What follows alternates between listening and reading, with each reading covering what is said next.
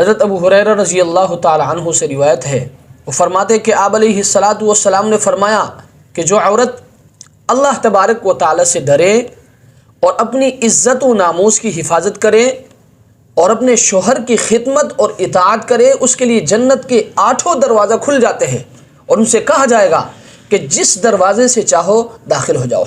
سبحان اللہ، کتنی بڑی خوش نصیبی ہے ان عورتوں کے لیے جن کے اندر یہ 3 صفات پائی جائیں۔ کتنی بڑی خوشخبری ہے ان عورتوں کے لیے۔ وہ 3 صفات کون سے ہیں؟ نمبر 1، خوف خدا، یعنی ہر قسم کے گناہوں سے اپنے آپ کو بچائیں، بے پردگی سے اپنے آپ کو بچائیں، نمازوں کا اہتمام کرے اور اسی طرح روزوں کا اہتمام کرے۔ اور نمبر 2، اپنی عزت و ناموس کی حفاظت کرے، بے پردگی سے اپنے آپ کو بچائیں اور اجنبی مردوں سے حد درجہ احتیاط اس میں داخل ہے۔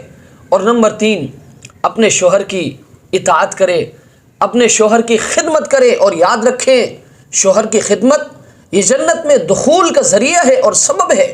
اس لیے میں اپنی بہنوں سے، اپنی بیٹیوں سے، اپنی ماؤں سے میں گزارش کروں گا کہ آپ نے ان 3 چیزوں کو اپنے اندر آپ نے پیدا کرنا ہے۔